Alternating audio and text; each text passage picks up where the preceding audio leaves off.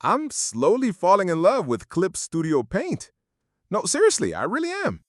Hey everyone, I'm back with the new video. In this video, I'm going to talk about Clip Studio Paint. If you've seen my previous videos, you know I've been using Clip Studio Paint and Photoshop in combination for my illustrations. I would do the sketches in Clip Studio and then bring the design into Photoshop for rendering. Now you might be wondering, why? Why didn't I just do the sketches in Photoshop? Well, stay tuned, I'll explain. This time, however, I decided to take the whole process into Clip Studio Paint from start to finish. We're working on the character we designed in the last video, and now we're going to create an illustration related to it. To start, I'm making 4 thumbnails to get a feel for the overall vibe of the image. Plus, they need to be black and white and done in small sizes. Why? Because this way, we can see the image in a more general sense. It's like when you look at a picture from afar, you naturally see fewer details, which means composition and value choices become more important. Now, let's talk about sketching in Clip Studio Paint. Before diving into that, let me set the stage. I'm using the Wacom pen tablet. I used to have the Huion 14 Pro, which, as you can see, also has a screen. The reason I switched to pen tablet is because my old one started having issues. A cable would randomly stop working and then magically start working again after a few days. So you're probably asking, what does changing the pen tablet have to do with using Clip Studio Paint or Photoshop? Well, see, the Wacom pen I'm using now is the budget version, so its sensitivity is much lower than the Huion I used to have. This made blending colors way harder. In parentheses, this is mainly for those of you who use a blending technique in your art style. If your style is different or you avoid blending, what I'm saying might not be as relevant to you. So, because of the lower sensitivity of the pen, blending colors became difficult and frustrating. On top of that, the screen size of the Wacom pen tablet that I have is pretty small, which made controlling the pen even harder. I had to put the undo shortcut on my mouse because, honestly, without it, life has no meaning. I lost something I couldn't live without. Anyway, I'm telling you all this to say that before I changed my pen tablet, I had no issues with Photoshop. But once I switched pens, it became hard to use Photoshop. That's why I started using Clip Studio Paint for sketching, because I have better control over the brushes. To explain this better, check this out.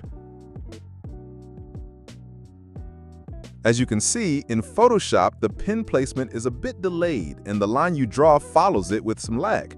But in Clip Studio Paint, the pen placement and the lines are smooth and continuous. This gave me much better focus and control over my lines. Now let's get to the reason I'm really falling in love with this program. Remember when I said I had issues blending colors? Well, look closely now. In Clip Studio Paint, there are 2 tools that I use for blending, and honestly, I never even tried them before because I hadn't used Clip Studio Paint for rendering. This is the practice piece I did a few days ago, and it was the first time I used Clip Studio Paint for rendering. Honestly, the result was amazing.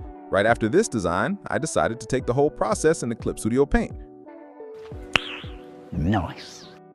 You might say, you can do the same thing in Photoshop. And yes, you're right, but the problems I had in Photoshop are gone here. If I were to list the problems, they'd be: my pen tablet sensitivity was low, so I couldn't properly blend the values. The smudge tool in Photoshop was kinda weird for me, and using it was a bit tricky. This is just my personal opinion. When I use the smudge tool in Photoshop on larger sizes, not even huge sizes, my system would start to lag, and honestly, that was super annoying.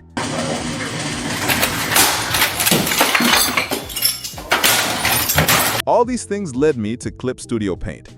Of course, Photoshop's brush variety still pulls me back sometimes, but since I'm more familiar with Photoshop than Clip Studio, I'm starting to think I should just learn Clip Studio and do everything in that.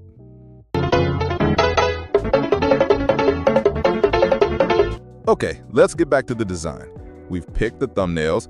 At this point, 2 things were important to me. Which design tells the best story and has the best composition? In the end, I picked this one. If you've watched my previous videos, you know I usually move into line art at this stage and then add the main colors. But this time, I decided not to use line art at all and start with values instead. This meant I spent 90% of my time on values, and the last 10% was spent tweaking the gradients to find the colors that fit the story's theme. And here's the final result. I can say the process of this design was really interesting, and I'm genuinely happy with how it turned out. From now on, I'll probably be using Clip Studio Paint way more than I did before. If you have any questions about the process or anything else, feel free to ask in the comments. Thanks so much for sticking with me until the end. See you soon!